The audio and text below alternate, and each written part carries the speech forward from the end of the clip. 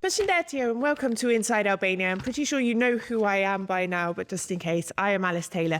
And today I'm going to be giving you a rundown of some of the news from this week, as well as having a very interesting conversation with two special guests. But first of all, let's have a quick rundown of what happened in Albania this week. So after years of bickering and infighting and setting fire to things in Parliament in the name of democracy, the Albanian ruling party, the Socialists, and the Democratic Party faction led by Sali Berisha have come to an agreement. They're going to be friends. Everything's going to be peaceful and calm from now on. Now, they've come to a deal which will see an end to their infighting.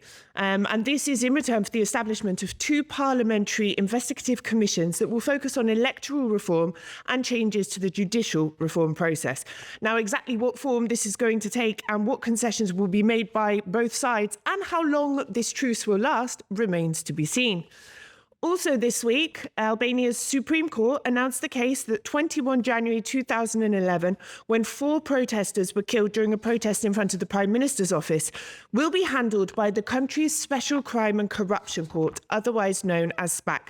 This came after an appeal made by the families.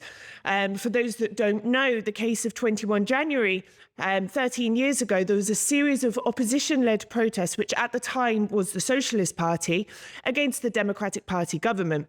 Now, these protests ended in tragedy when the Republican Guard shot and killed 4 protesters.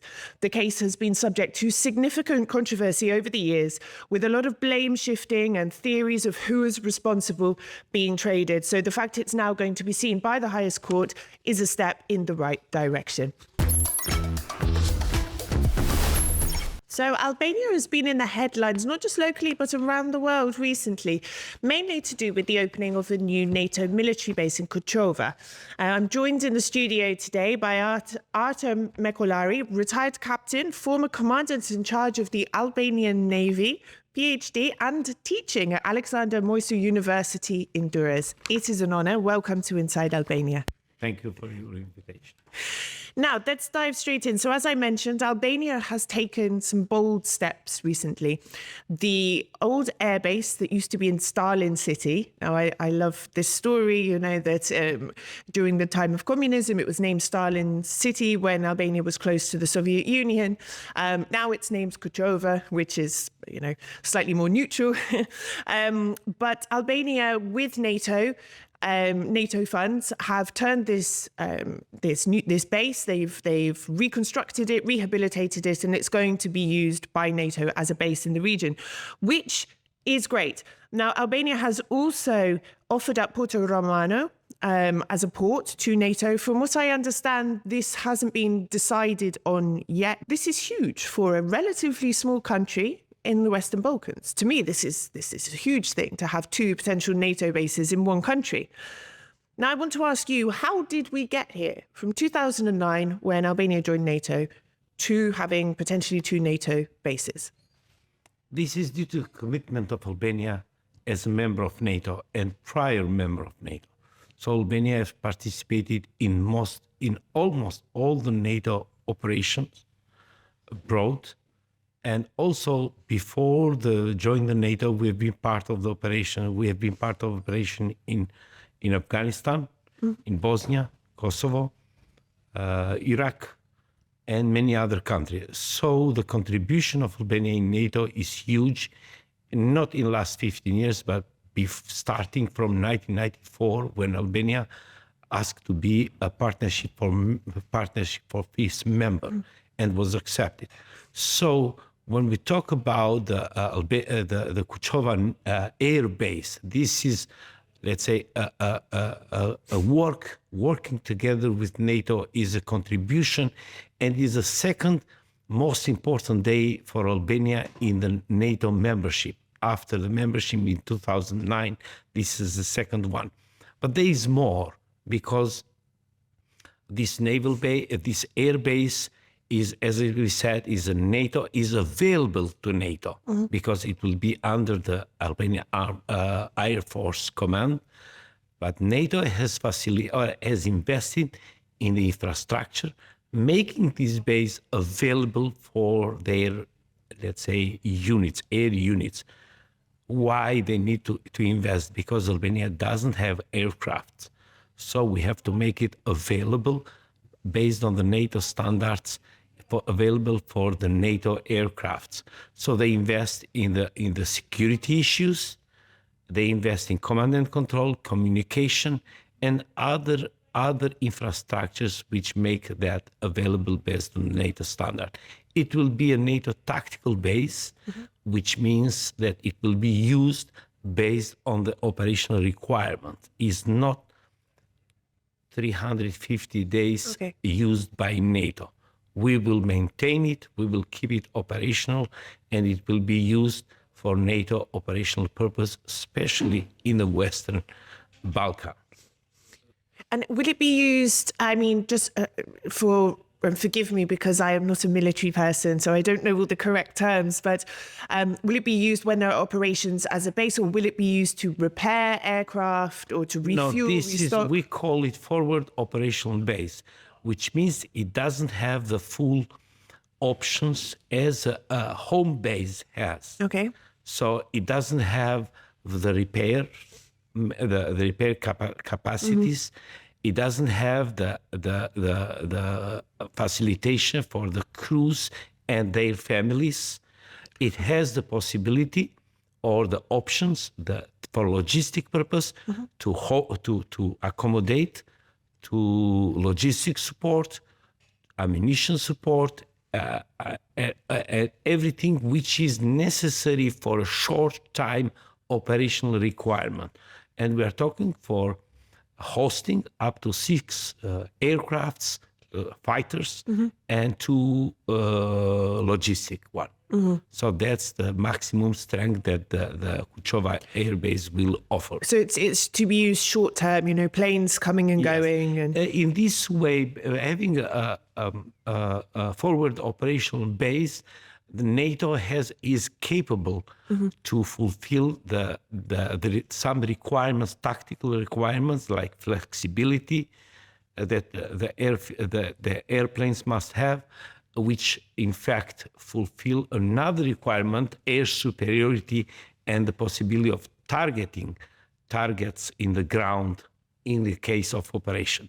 So that's the mission of the base. And what do we know about Porto Romano? What I last saw was that the proposal was being sort of considered by NATO, and I haven't heard much. In fact, so far there are only 2 statements by NATO. One was in 2011, when the Supreme Commander today, who was in another assignment, stated that the Durrës historical port has a strategic approach to NATO, to alliance, which means that he totally excluded in NATO operational terms the usage of Porto Romano.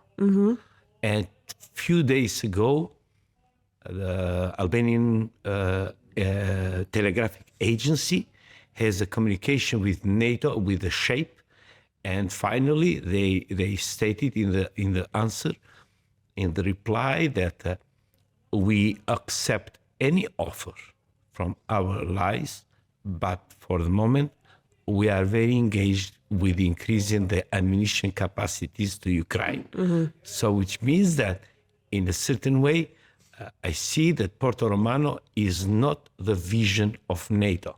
There are also some other facts which in fact make this impossible, because still is in the evaluation the Pasha Liman naval base from the NATO. Albania in October 2019 asked NATO to see the possibility of Pasha Liman naval base as a NATO base. And 3 months later, NATO, the SHAPE headquarters, replied, we accept the offer and we will evaluate Pasha Liman naval base as a NATO logistic base. And still NATO, with its military structure, is evaluating Pasha Liman naval base while our prime minister shift the view or the proposal to Porto Romano. But Porto Romano has some other problems because it doesn't have a feasibility study, has, let's say, problems with a MSA membership action plan with EU, and doesn't fulfill some technical requirements from NATO, which means to have a full capacity of the landing forces. So in terms of military operation, if the crisis erupt in the east, and NATO have the full deployment of forces, only Durusport and the Bay of Durus gave that possibility for a full landing operation, while Porto Romano doesn't have that possibility. I mean, the traffic's terrible around there. Imagine several thousand troops arriving and getting stuck on the NASA. If you remember, 2 years ago, we have an exercise defending Europe, and the landing operation of the NATO forces was not done only in Durusport, but also in Durus Bay, because Durus Bay is shallow, is flat, and you can have a full amphibious operation. But there was, I've been talking to friends about this, about having an airbase here. And when we look at the current geopolitical context, the war in Ukraine, we have Serbia and Russia who are quite sort of close, and there is instability in the Western Balkans. Is Albania not making itself, I don't want to use the word target, but sort of putting its head above the precipice slightly by having a NATO base here? If things are to escalate, does it increase any risk to Albania?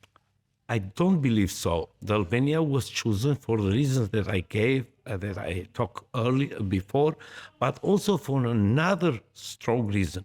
Albania is the only country with, let's say, with few or almost no influence from Russian satellites in Western Balkan. Yes. So which means Albania is, let's say, a full NATO allied country, even in the outside influence from the Russia. It's even the people are the most pro-EU Yes. out of the Western Balkans. The history has driven Albania in that alliance. And in the meantime, but when we talk about being a target, all NATO countries are target. But close you are to the Russian borders, close a higher target you are. So which means that Albania is far from Russian borders first, and the second one, being a NATO member, being in that alliance with Ukraine, and also with in our region where is a lot of instability and a lot of risk for a new, I'm not saying conflict, but instability, internal instability. Having a NATO base in Albania is a commitment, is a guarantee for Albanian security and regional security. Yes, this is the thing. I should have checked before I came on air, but like the 2% GDP spending, I don't think Albania meets it. This year will meet the requirement. We will? Yes. Great, but this airbase, it is another sort of thing to say, Hiwa, protect us, please. We're This is okay. It is in Albania, but in fact, it will be used for regional purpose. Yes. So that's the. Now I've heard several rumors, and I want to address it because people have been asking about it. There were rumors going around that the base would be used to train Ukrainian troops.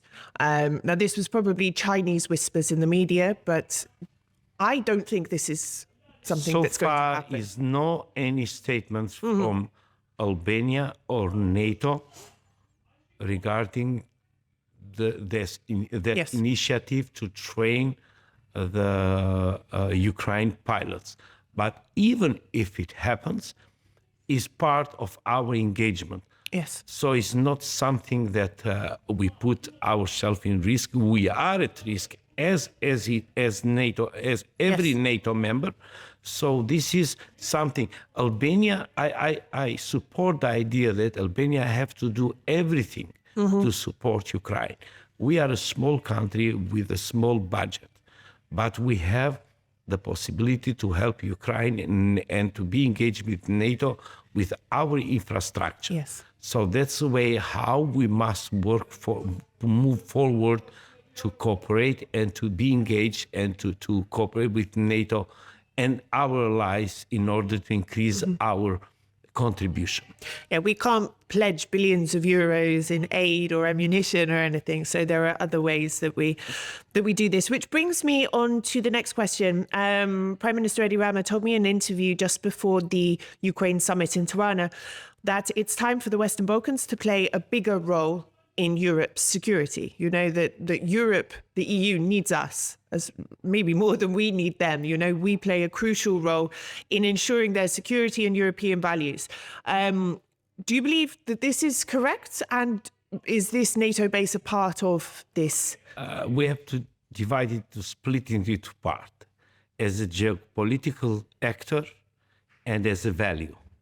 When we talk for geopolitical values that we have to add to the NATO and the Western countries, sure, our region is important in geopolitical terms because it's part of Adriatic Sea, which in fact in a possible conflict will be a lake for NATO due to the Otranto Channel. Yes. So, and the second one, the route from Durrës or from Albania to the Black Sea is a strategic and security route for NATO and EU. So this is, let's say, a geopolitical position. When we talk about values, our values, best values, must be a contribution to NATO, but we have to improve our values based on the EU values, which are related to the government, to the elections, to the freedom of the people, etc. So we need some business climate, Yes. etc. So must be, let's say, a communication and the additional value, but we have also to improve our values. Now, also, at the Ukraine summit, Ukrainian President Volodymyr Zelensky, he asked Western Balkan countries to produce ammunition for Ukraine. As far as I'm aware, Serbia is the biggest producer of ammunition in the region. Whether they have already sent ammunition to Ukraine or not, this has been reported in the press and denied, and there's been backwards and forwards. So aside from Serbia, do any other countries in the region have this capacity or the potential to have capacity to do this? Bosnia has capacities producing ammunition. And the request of President Zelensky was a very clear and request, because today Ukraine is facing a lack of ammunition, not only for Western calibers like 105 and 155, but also for the Eastern calibers that they are using. Albania Prime Minister, in fact, support the idea of helping Ukraine. We don't have for the moment activity or business in producing not only ammunition, but defense business. We don't have a defense business in Albania. We used to have in the past, but we must help Ukraine. The war of Ukraine is our war. They are protecting our values, and they are protecting our integrity, and mostly most of the Western countries understand that. So Albania also must do the best.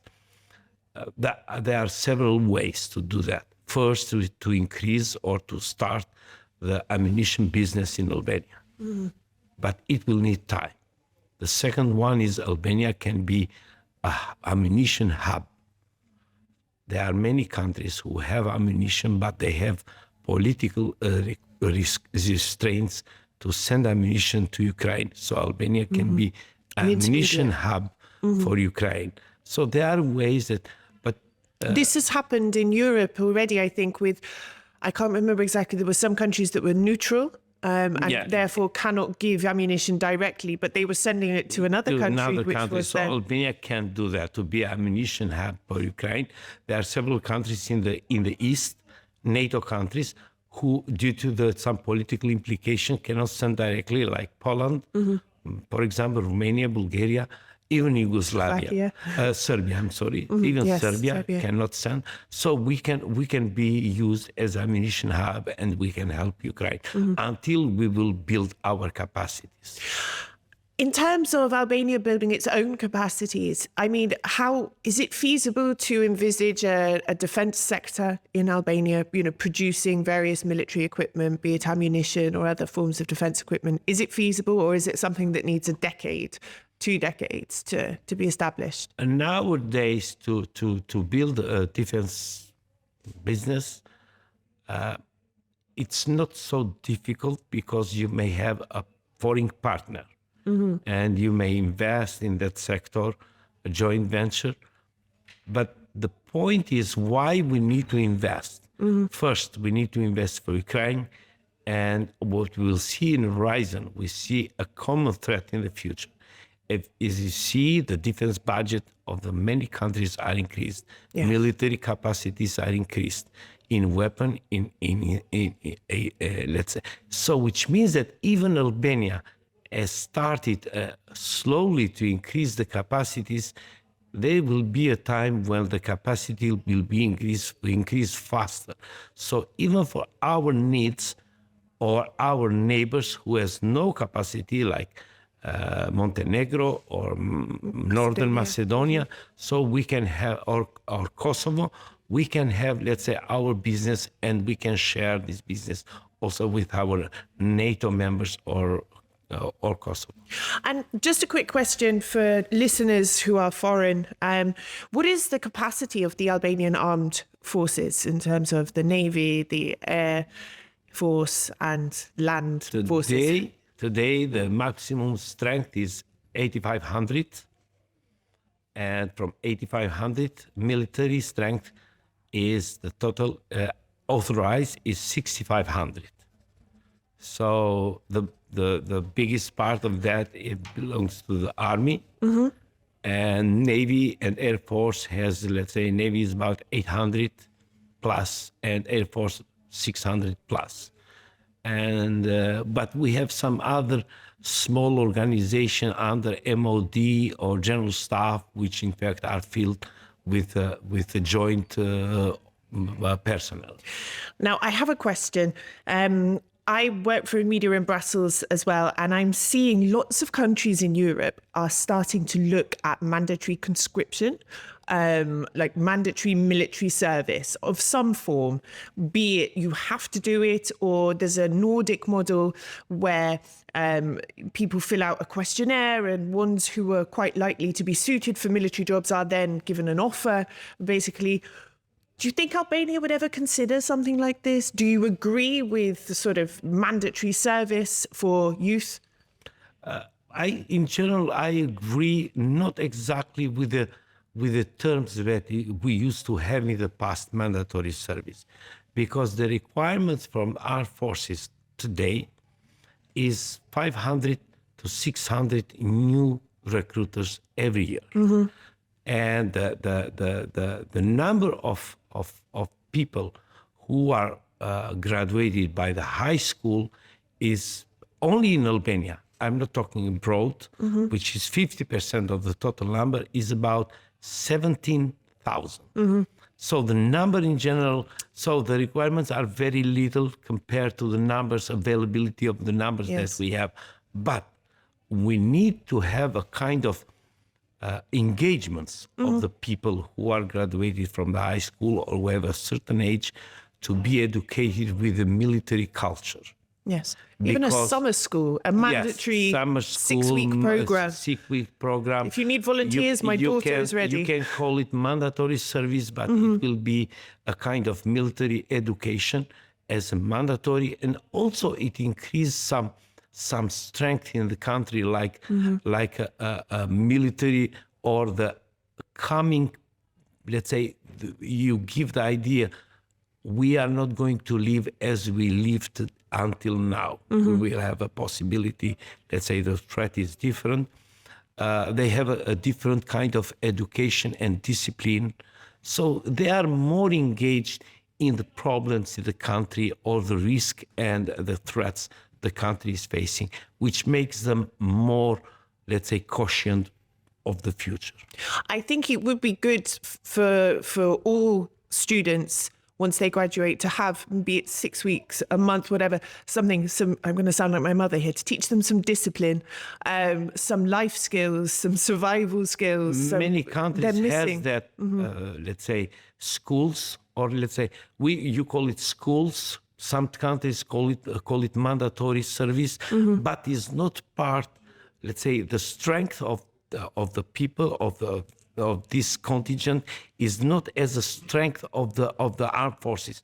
This is just a clear future education. Yes.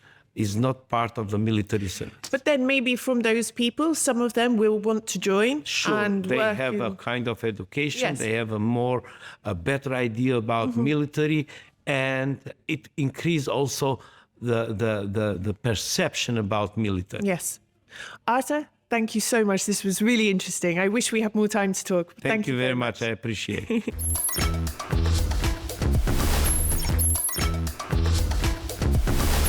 Now, as ever, over the last few weeks, the situation between Kosovo and Serbia and Kosovo and the rest of the world has been rumbling on. And I've been watching closely, along with Federica Work, who I speak to regularly on X, and I follow her posts and her support for Kosovo and the region. And now Federica is a European Parliamentary Assistant, European Policy and International Affairs expert, and as I mentioned, a very strong advocate for Kosovo and the Western Balkans. She's been a guest once before on Inside Albania, so welcome again, Federica. How are you? Thank you very much. I'm fine. Thank you. It's a pleasure to have you here. I wish we had more positive things to be discussing today, but it is what it is. Yes, unluckily the situation is getting worse and worse. And to be honest, I really fear that these positive developments that are currently happening on a Bosnian level will not have the same influence in Kosovo. And this is, you're referring to the signal that accession negotiations are going to progress with Bosnia and Herzegovina, whereas Kosovo has filed its application in December 2022, and we haven't had any progress, not even a whisper about any progress. The problem is that they definitely link the progress on the EU path to the dialogue with Serbia, which to me does not make sense. It would make sense if it would be the same for Serbia, but we see that it's not really the same. No. And actually, I want to kick off by talking about Peter Stano and some of his comments this week.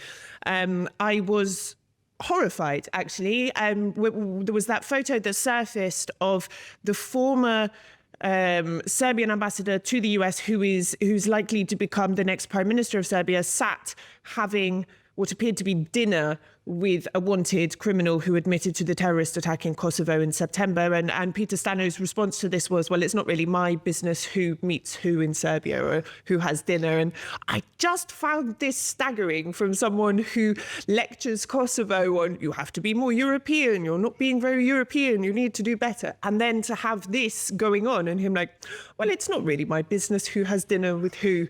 What were your thoughts on this statement from him? Yeah, exactly the same.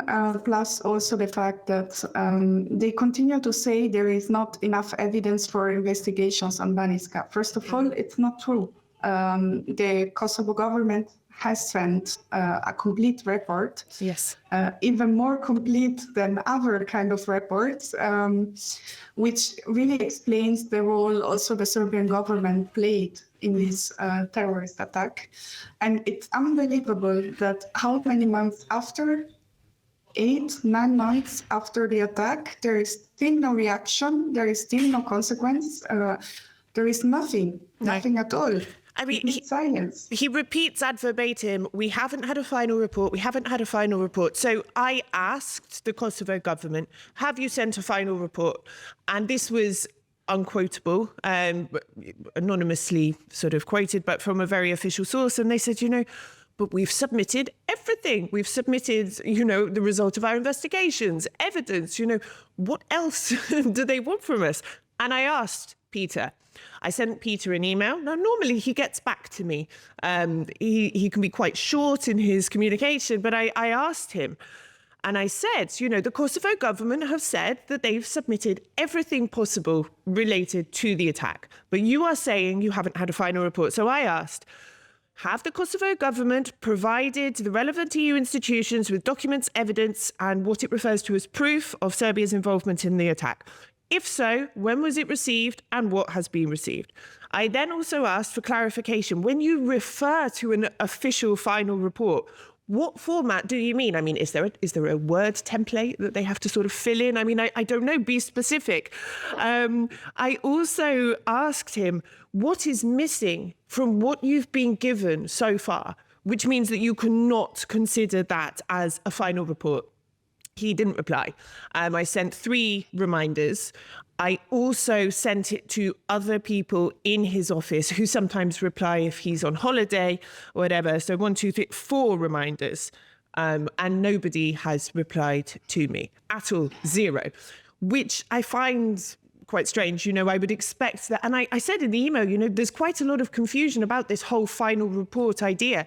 Maybe we can clear it up once and for all with you answering these questions.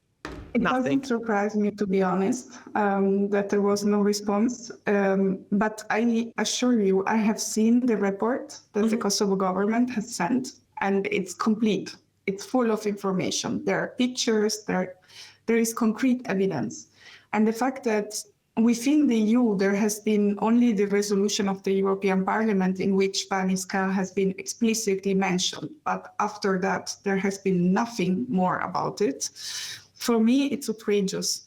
Exactly as well as to expect Kosovo to do 100% and always everything that the EU asks. But when Serbia needs to do something, oh yeah, we can close our eyes because, Serbia is not Russia, so it's not that bad. No, completely wrong. Also, Serbia is not Russia, okay, until now. But still, we know that Serbia is quite close to Russia, and we know that the risk is present and that Serbia is actually endangering the stability of the whole region. So it's really dangerous what is happening at the moment. But I just want you to repeat one thing. You have seen a final report from the Kosovo government that was sent to the European institutions. I don't know if it was final, but I have seen a report which was with more than 50 pages, and it was really on the spot and with all relevant information inside of it. So photographs. Yes. So they cannot say they didn't receive anything at all because it's not true. I don't know what they expect as final because, everything was already clear from the first moment. So, it's high time that they actually read the reports they received.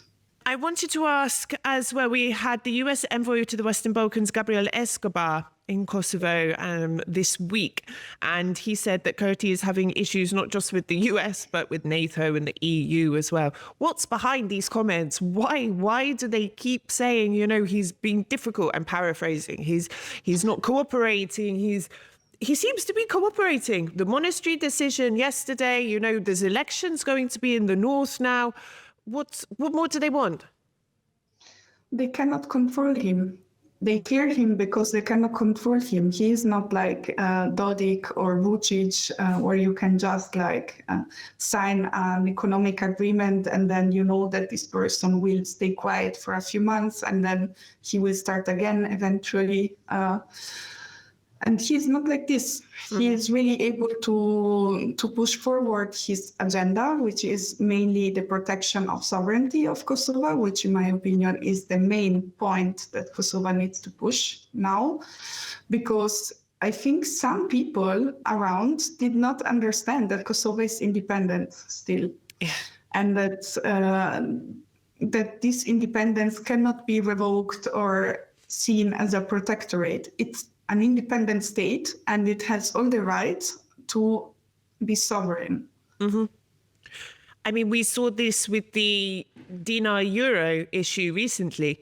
The Kosovo Central Bank, which is an independent institution, enforced a regulation which is already, you know, I mean, the euro's been used since 2002. The constitution specifies one single currency from 2008. And then the central bank says, okay, we have to play by the rules now. This is what's going to happen. And people start telling the prime minister that he has to override this institution, the constitution, etc. It seems like there isn't this grasp that, you know, Kosovo is an independent country. It has a democratically elected government. It has institutions which function independently from that. There seems to be a big misunderstanding there with these demands, and from the US. It needs to be suspended. You need to... Could you imagine going to the US and saying, you know, you need to accept the peso everywhere, and if you don't, you're in big trouble? Can you imagine in France, if it would be done in France? Like, I'm sorry, but I always think about if something like Banjska would have happened in France, would still be silent now? I don't think so. So there is always this double standards, and this is really annoying, not only for the people in Kosovo, but also for people like me who are really attached to the region and really care about the region. And I think that this is absolutely not okay. And regarding the dinar, the most common argument they use is like, oh, but the Kosovo Serbs did not have enough time. But they've got 3 months now. Like, first of all, they had 3 months. Second of all, there was information about it. It's not like they decided from yesterday until tomorrow. Like, there's always this twisting of the facts and twisting of the real situation. And for me, this is actually going against everything, also against the enlargement strategy they have here in Brussels, because it does not fit.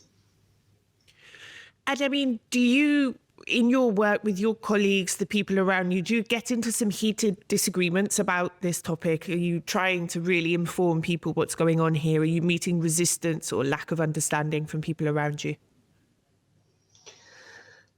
They know, they don't know so much. Like, they know I'm crazy about the region. So each time there is a topic about it, we discuss it, but they really don't know enough in general. And I'm speaking also outside the parliament. I'm just speaking in general, also with friends and so on. And I think that this is it's necessary to really raise the voice. It's necessary. And this is why I really care about also bringing facts from Kosovo and from Bosnia, because also in Bosnia, it's not always clear how the situation really is on the ground. And I think it's really important to speak up. Federica, thank you for your time, but also thank you for the strong voice that you have on these matters. And I'm waiting for you to come to Albania so you can come in person. Thank you very much. I'm coming soon. Good. We'll have coffee together and you can come on the show in person. Thank you again. Thank you. Thank you so much. That's all for this week. With Formula One ongoing, my time slot might be moved around a little bit, but you can check on my social media channels, Alice in Albania on Twitter, X, and Instagram to find out the exact showing time. Otherwise, we will be broadcast every Saturday at 5 on Euronews Albania's YouTube channel and across all major podcasting platforms. Until next week, Miro Pavshim.